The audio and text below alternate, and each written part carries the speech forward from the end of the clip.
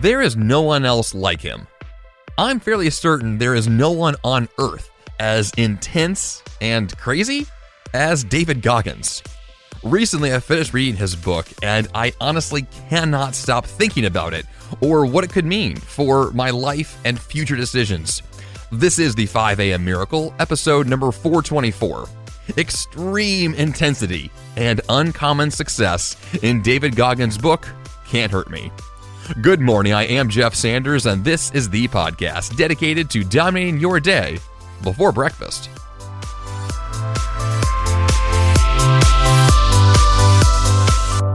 You've probably heard before that you cannot unring a bell. And now that I've been exposed to David's story and his message, I cannot ignore it. Something has changed, and something is going to change in my life. It's not a question of if, but when. And it's one of those books that is going to be hard to forget if I ever do. And that's the kind of book that I like to read. That's the kind of personal developments that I look forward to in my life in every possible way, is to be inspired and moved and just ignited with a sense of purpose, passion, excitement, energy, enthusiasm, all these things that ultimately are challenging me to grow into a whole new person.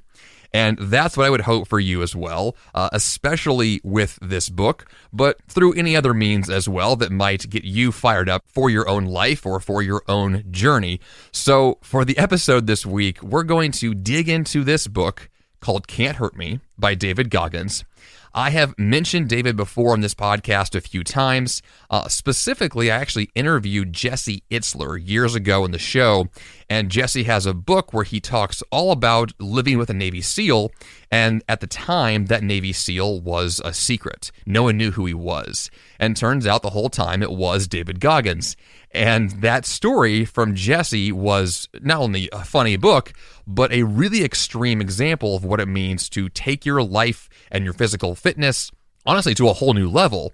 And knowing now that it was David Goggins that caused Jesse's growth and the inspiration behind that book and the whole story that unfolded there, knowing David's story now makes that entire thing seem so perfect, and it fits so well into who I now know David Goggins to be.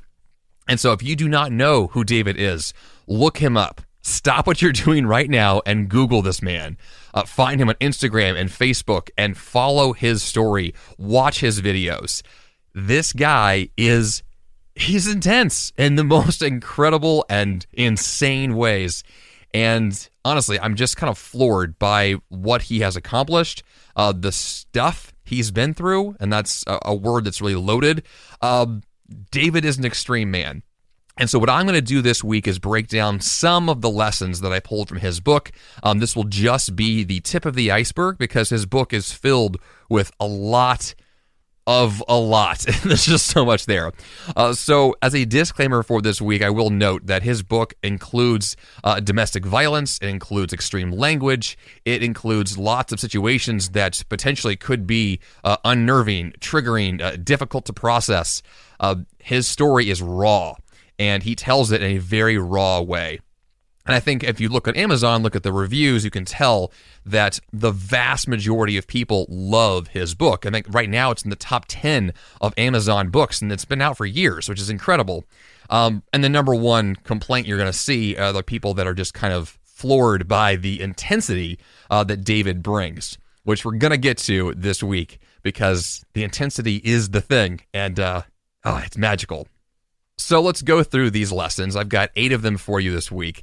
And we're going to start, number 1, with the beginning of David's story, which is childhood, specifically the fact that he dealt with, well, basically domestic abuse through his father and other difficult situations he was in, and he really dials in on exactly what that means for him growing up. The poverty that he experienced, the lack of resources, and many times a lack of love, and just feeling alone and being challenged as a child to become an adult way, way, way too early. And for most of us, we have experiences that are difficult. We have our own stories that we can tell. And at the end of the day, the question is, how do you respond to what has happened to you? And David had a choice. Do you let this kind of story that happened to you beat you down? Does it define you your whole life? Does it prevent you from future success and happiness and possibility? Or is it the fuel for your fire? And for David, he used his childhood and the very difficult scenarios there to be his advantage, to make no excuses and to move forward because of these scenarios, because of these challenges, and to fight against them. What you'll hear in David's message, what you'll hear from him through his videos even today, there is such intense fire and passion, but the origin of it is anger. It's hurt. It's destructive behaviors that are probably not healthy. I mean, let's just throw that out there. I don't think David's approach will fit most of us because most of us have not experienced what he did. Now, once again, we do have our own stories and our own challenges, and so you may be in a similar boat that he was in, but I think that we have to make those choices for ourselves. How do we process what happened to us, and then what do we do with it? And what I love about David's approach is that he said, I'm just going to go all in. I'm going to use this to my advantage, use my difficult childhood, and I'm going to plow forward. And it's inspiring just to feel that sense of determination and to say, I'm not going to let this be my downfall. In fact, it's going to be the backbone of my success. And that's awesome. Lesson number 2 that I pulled is that David clarified something specific that he wanted, and he stopped at nothing to get it. As you'll hear in his story, David decided to become a Navy SEAL, and this was after he was already in the Air Force for 4 years, and at the time, he was overweight. He was nearly 300 pounds, and when he tells the story about how he lost over 100 pounds in a very short time period. I think it was around 90 days, which sounds impossible. And that's David's story in a nutshell. Everything that he does sounds impossible. And somehow he pulls through and he makes it happen. He nearly dies, dozens of times in his life because of his own decisions. And which you can definitely make the argument that he is an unhealthy and terrible example of someone to follow. I can hear that, the haters for David Goggins will say that he is dangerous. He is recommending a lifestyle that would kill other people. And honestly, that's possible. I totally see that. At the same time, his willingness to face the impossible is incredible. And so what you see from this lesson number 2 is not just that he faced the impossible, but I think what's more important is that he defined the impossible, he clarified something specific, and he decided, this impossible task, I'm going to do it anyway. I'm going to pursue this with everything I have. And so, even just a simple example of losing 100 pounds ever in life would be a phenomenal achievement, and yet he did it extraordinarily fast and in a way that allowed him to then join the Navy SEAL program and then go through Hell Week and all these things he describes in the book. But it's just so powerful to say that when you define something specific, when you know exactly what it is that you want, the hurdle you have to overcome, the obstacle that's in the way, you know what it is, then all of a sudden the path is clear because you know what to do to go take care of it, or the how to get there is less important because the why is so clear. The what is also so clear. It's right there in your face. So you go and you achieve it. Lesson number 3 from David's book is the 40% rule. And this is one you're going to hear quite a bit from David in his message today online. This is one he talks about quite a bit. David has this belief, I'm pretty sure he made it up, but it's a belief that he has that you are only really tapping in to around 40% of your abilities. And when your brain tells you to stop, you still have 60% left in the tank. That's the philosophy. It's that when your brain says you're done, you're tired, you're beat up, you have nothing left, according to David, that's not even close to true. You have a lot more to give, well more than you could possibly imagine. And this philosophy, this perspective, it fueled David through ultra marathons, through extreme challenges, through military endeavors that he describes in the book that are just unrelenting. And yet he had the mental fortitude to push through, and he believes it's because of this 40% rule that when he feels his brain telling him it's time to stop, he just ignores it. Now, there's a lot of risk here. Obviously, there are scenarios where David describes that he's on the brink of death, and he is pushing the boundaries of what's possible. And so I'm not going to go out and say, go ignore your brain 24/7. There are reasons why your brain is telling you to stop, right? There are safety guards, boundaries built in to keep you alive. And those are good, and those are healthy, and they're advantageous most of the time. But if your goal is to push yourself, if it's to challenge yourself to go a little bit further, to really see what's possible for you, you're going to have to butt up against that 40%. You're going to have to know what it means to go beyond it. I've experienced this. I know what it's like to run a marathon, to run an ultra marathon, to do extreme physical challenges. I've done them before many times, and yes, you will hit a wall. You will hit these moments where you feel like you are exhausted to the bone, and somehow you persevere and keep going. Somehow there is more in the tank. There is more to give. I've personally been there. I know this is real. Now, I've never pushed as far as David has, but I could. I have that potential, and so do you. We all have this potential to do more, to be better, to become phenomenal human beings that we've never allowed ourselves to become. We've ultimately held ourselves back. And I think what David proves time and time again is that we are our own worst enemies. We are the bottleneck in our own success. And if we can overcome those mental hurdles, well, then all of a sudden, that 40% could be a lot larger. And then ultimately what you could achieve just becomes this endless chasm of possibility. And it's truly amazing.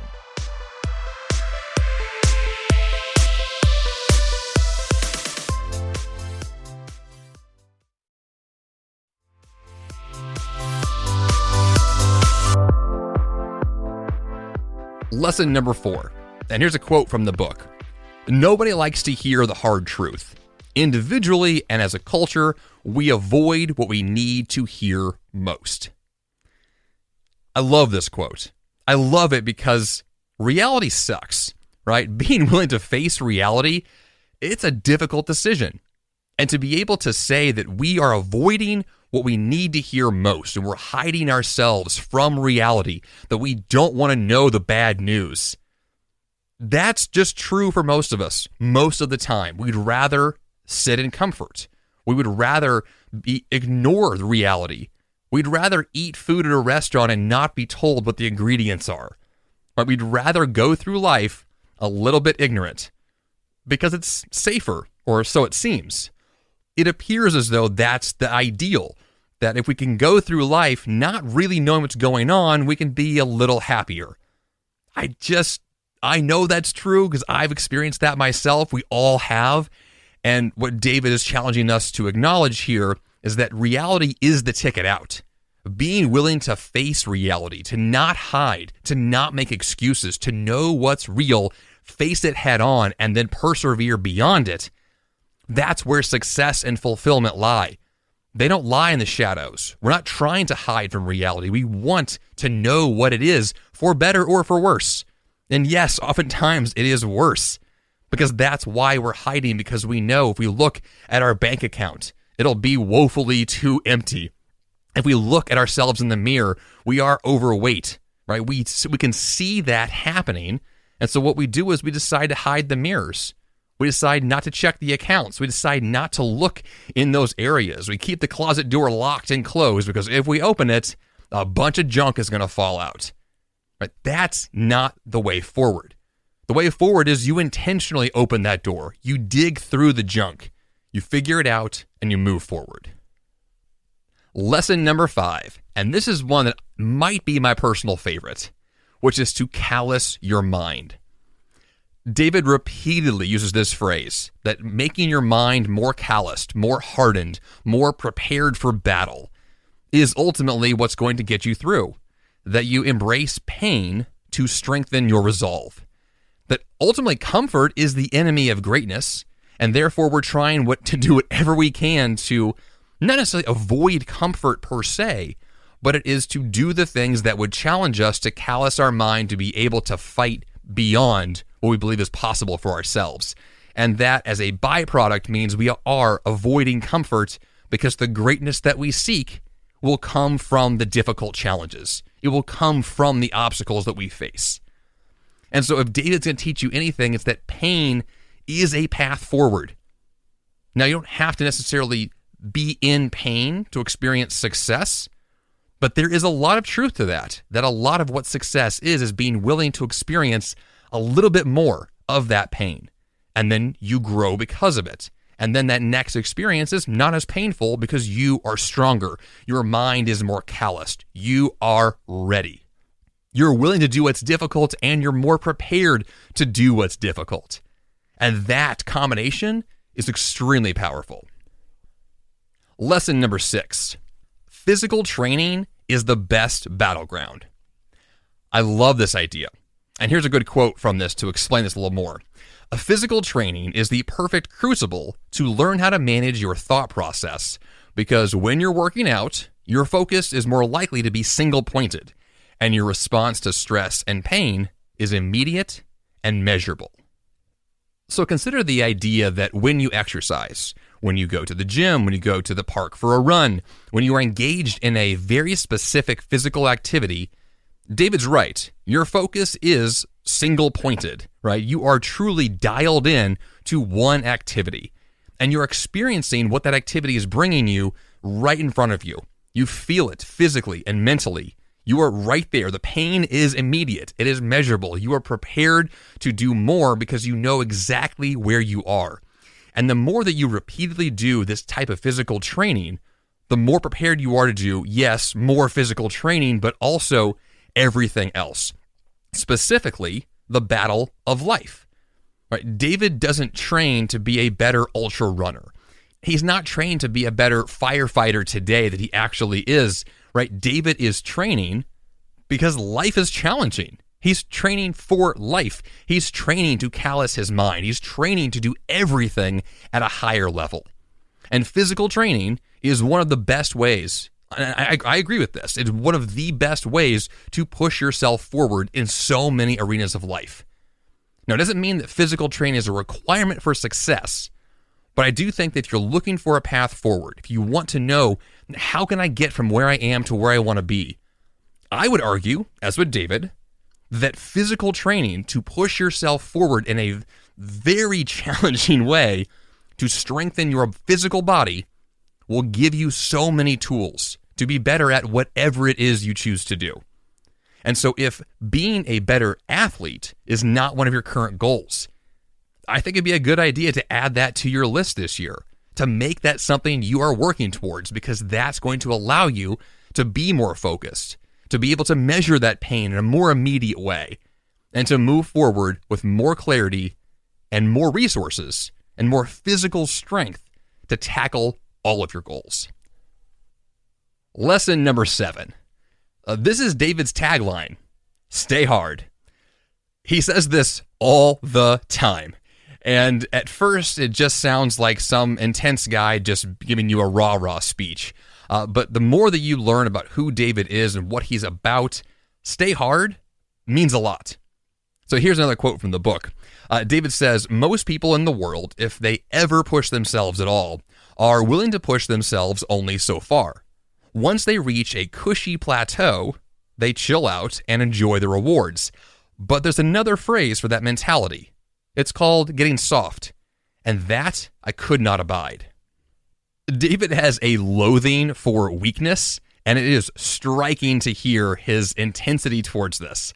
Right? Staying hard for him is a constant commitment to take on challenges and pain and to fight through every single minute of every single day. When you watch his videos now online when he's working out, he finishes every single one of these videos by saying stay hard, but what he is truly emblematic of is him actually living this out. He is working himself to the bone all the time, despite the fact that there's really no practical reason to do so. He doesn't need to run another ultra. He doesn't need to fight wildfires, which is what he's now doing for fun. That's just what he is about. So for him, this idea of staying hard, it is a lifestyle all the way to the grave. He will be fighting with this level of intensity forever. Now, do you and I have to do that? Maybe, maybe not. But what if you started to embrace a little bit of that? What if you began to take that into your work week, to take that to the gym the next time you're going to do a really difficult workout? What if that was your attitude towards your household chores? That if you were considering the idea of saying, well, I'll just do it later. I've got this thing to do, it's kind of hard, I'll just put it off a little longer. But what if your attitude was, no, I don't get the excuses. I'm going to do this. This is not an option. This is part of what I am responsible for. It's part of what my life mission is about. I am ready for the next task. Let's go get it. Right? It's this urgency and intensity and a willingness to just move forward. So yes, stay hard, stay intense, stay willing to fight. And I think that that is incredibly powerful, especially if that has not been your lifestyle. To begin to embrace that more, that'll change your life overnight, for sure. And finally, lesson number 8. Become the uncommon among the uncommon. David is the 1% of the 1%. He is the best of the best. He is absolutely the tip-top person in everything he chooses to be the tip-top person. And there are a lot of reasons why you might find David to be unappealing, because he is so intense, he is so raw, he is so outspoken in a way that I could see people not liking him, and yet at the same time, you cannot ignore him. And I think that that is so fascinating, and I think that it's so incredible that he has decided, and did this years ago, that he was going to be the best of the best, and he became that person. He made a decision on his own at a time when he probably didn't have a lot to show for. He didn't have a lot of success under his belt. He didn't have the money, the resources, the people, the tools. He didn't have those things, and yet he decided to go get them, and then he did. Right? You don't become the best of the best because someone handed that to you. You become it on your own. You decide you're going to pursue it, and then you do. If there's anything you could pull from David's story, it's that your life is your choice, that this is within you. Right? I end every single podcast episode saying you have the power to change your life. You do. And David shows that that's true, and he does so in a way that is absolutely just fascinating. It's just truly incredible. You know, I have not been this excited about another person in a long time to watch their story unfold, to see who they're becoming, but this is someone to watch. He is someone to learn from. And so if you have not yet read his book, if you have not yet dug into his story, please do so. And if you have feedback on this and you want to tell me, go ahead and email me, jeff@jeffsanders.com. I'd be happy to dialogue with you about David, his story, and really what it could mean for your life and the intensity you could bring to the goals you are pursuing. Because there's a lot more to dig into. There's a lot more to achieve.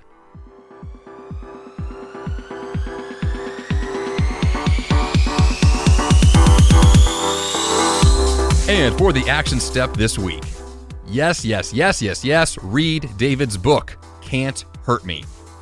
I recommend books all the time on this podcast, but there are very few books that hit me as hard as this one. I view David's book as an absolute must-read for anyone who wants more out of life. It's radical, it's intense, and it is well worth it.